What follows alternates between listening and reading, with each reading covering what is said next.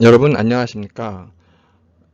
이 영상에서는 변사 현장에서의 점검 목록표라는 이름하에 원칙적으로는 어떻게 법이 규정하고 있는지, 그리고 어떻게 이 사건이 문제가 되고 있는지 살펴보겠습니다. 여기 보시면 그 변사 사건 담당자용이라는 부제하에 점검 목록표라고 있죠. 그래서 딱 한눈에 봐도 상세하게 이렇게 처리할 수 있도록 매뉴얼이 있구나라고 아실 수 있습니다. 그래가지고 이제 좀 그냥 우리가 예상할 수 있는 범위네요. 일단은 그래서 신고를 누가 했고부터 시작이 쭉 되고 있는데, 여기 보시면 현장 상황이 가장 중요하지 않습니까? 현장 상황이라고 해서 무슨 일단 신고를 받으면 어떤 상황인지 정확히 모르고 일단 여러 사람에 대해서 신고합니다. 가족이, 친구가, 연인이, 지나가는 이웃이, 거리에서 낯선 사람이, 아니면 아는 지인들이 어떤 모텔방, 호텔방, 아니면 어떤 가정집, 아니면 어떤 아파트에서 뭐 복도, 아니면 어디서 추락한 것 같으면은 그 다음에 여행 갔을 때 어떤 그 여행지에서 이렇게 수많은 신고가 있어요. 정확하게 아무것도 모르고 일단 출동을 합니다.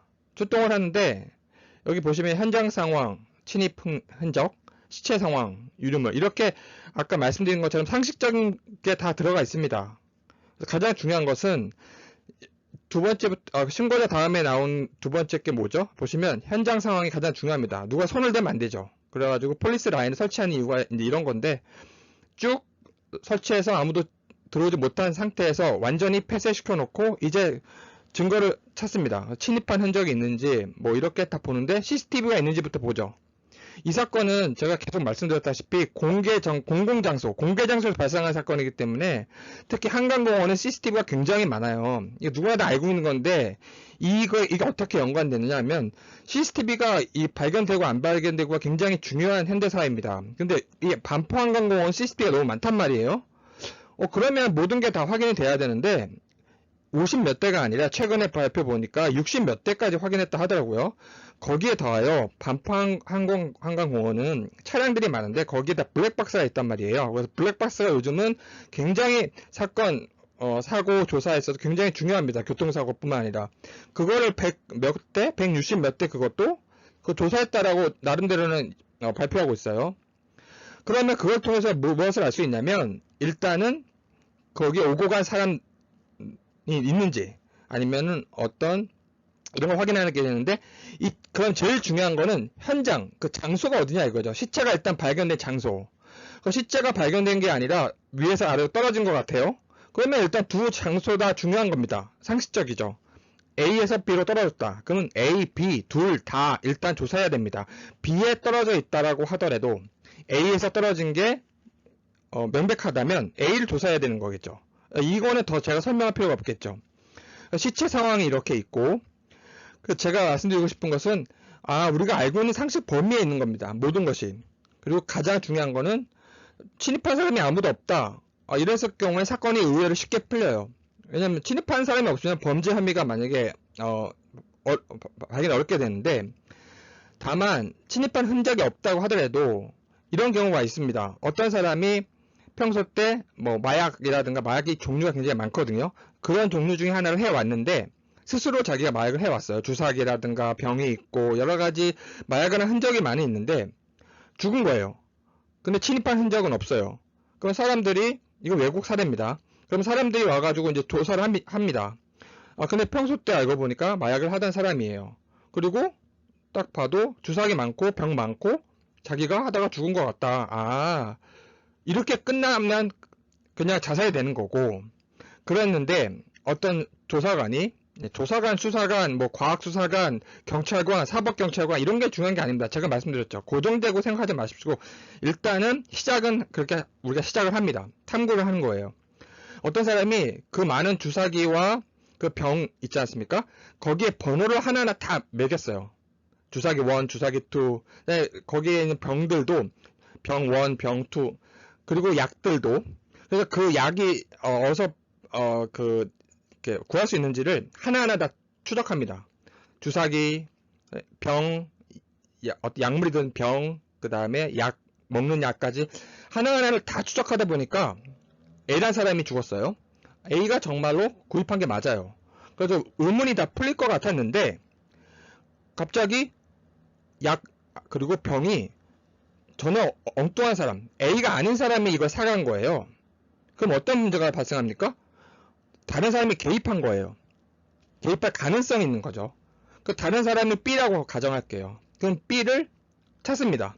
어떤 사람이 사갔죠? 그래서 CCTV 그 사람들 판 약국이든 병원이든 이 사람들을 탐문 조사를 합니다. 그래서 B를 찾습니다. B를 찾아가지고 이런 적이 있습니다 라고 묻습니다. 그런 적이 없다 그러면 의심이 생겨서 이제 조사를 하게 되는 거예요. 계속 이런 의문을 계속 갖는 거예요. 조사라고 조사하고. 그리고 근데 제가 산 적 맞아요. 주사기도 제가 하나 산 거 있고 그래서 A한테 줬어요. 약을 사서 A한테 줬어요.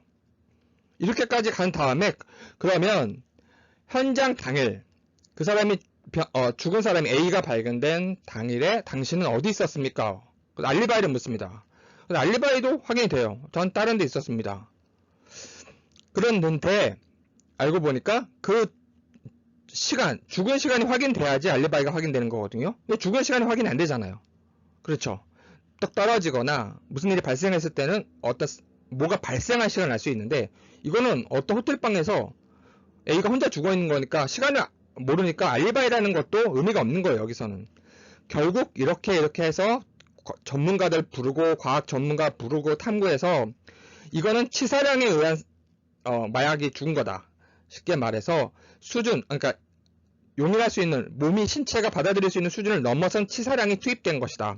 평소 때의 경우가 틀리다라고 확인되면 이 치사량을 넣은 시간을 확보해서 새벽 1, 2시 경이다. 그러면 그때 이 사람이 어디 있는지를 묻고 의문시 되는 거를 이 사람이 협조 안 하거나 도망치거나 뭔가 이러면은 계속 의문이 쌓이는 겁니다. 그래서 이렇게 끈질기게 해서 B가 치사량을 그날 넣고 이 호텔에서 A한테 치사량을 넣고 사라진 거였어요. 알고 보니까 타살이죠.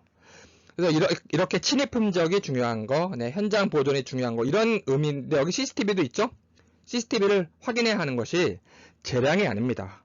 관련자들의 의무예요. 직무유기가 이래서 탄생하는 겁니다. 다음을 보시면 여기 또 마찬가지로 있습니다. 쭉 판단 근거에서 조사하라 이겁니다. 이거 다 상식적으로 이해가 되시죠? 쭉 보고 있는데 보시면 뭐가 있죠? 익사 다음에 뭐가 있죠? 추락, 추정. 추정이라는 의미는 제가 계속 말씀드렸지만 추론의 의미예요. 알려진 사실로부터 알려지지 않은 사실을 추론한다고 합니다. 이거는 영문으로 된 사전을 보시면 우리가 쉽게 이해할 수 있어요. 쉽게 써 있습니다.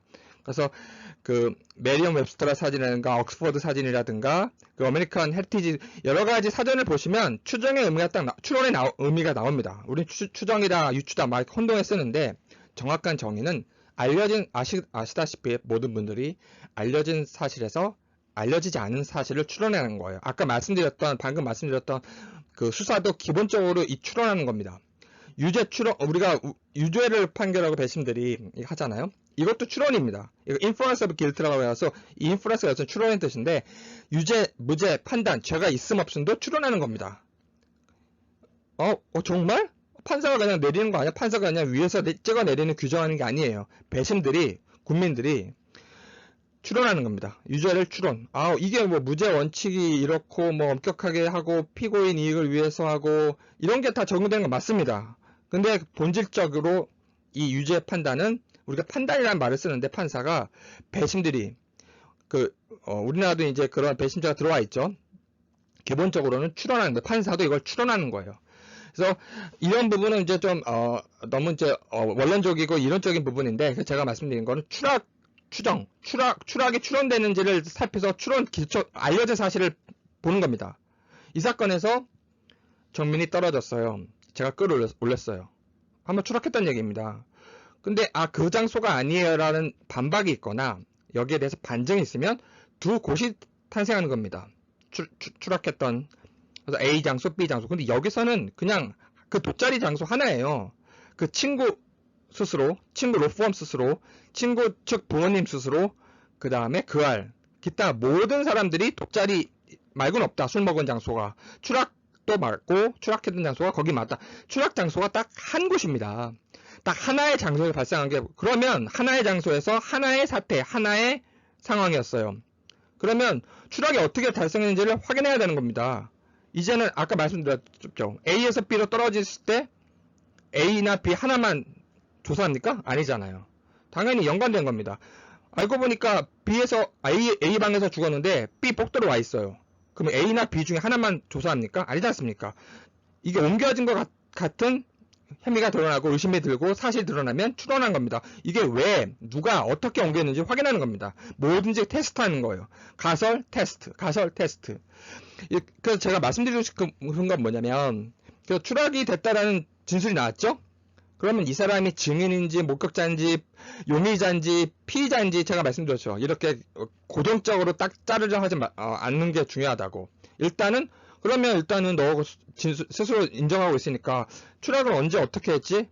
이렇게 진술을 받아서 어떻게 추락된 경위, 어떻게 나중에 끌어올렸는지, 정말 끌어올렸는지, 어떻게 끌어올린다면 어떻게 했는지 확인을 해서 끌어올린 상태에서 이게 어떻게 되는지 이렇게 확인해야 되는데 이 모든 끌어올렸다, 떨어졌다, 끌어올렸다 이 모든 말을 사건 당일 변호사 선임한 이후부터는 다 막고 있는 겁니다. 경찰이든 그로펌이든 그리고 그알이든 이 부분을 계속 막는 거예요. 이 부분만 집중적으로 막는 겁니다. 이 부분만 막으면 이기거든요. 다른 쟁점 1000개 다 필요 없습니다. 그 사람들 이것만 막으려고 그래서 이걸 막았다 생각을 했는데 우리 국민들이 지금 밝혀내고 있는 거죠. 이 부분에 집중해달라고 제가 채널에서 계속 이야기하고 있습니다. 그래서 신의 한 수에서도 제 채널을 안 받겠지만 인기 없는 제 채널을 신의 한 수에서 어제 집중적으로 제 채널에 있었던 많은 영상들이랑 똑같은 말들을 해주셨어요. 저는 너무 좋습니다. 제가 말한 부작위에 의한 살인, 구조 의무 불이행, 그 다음에 그 인적 증거, 즉 친구의 진술에 집중해야 된다. 정민이가 떨어졌어요. 제 채널 영상들을 다 그대로 신의 한 수가 그대로 얘기하더라고요. 굉장히 많이. 아무도 이 부분을 집중 안 하고 있다는 부분까지.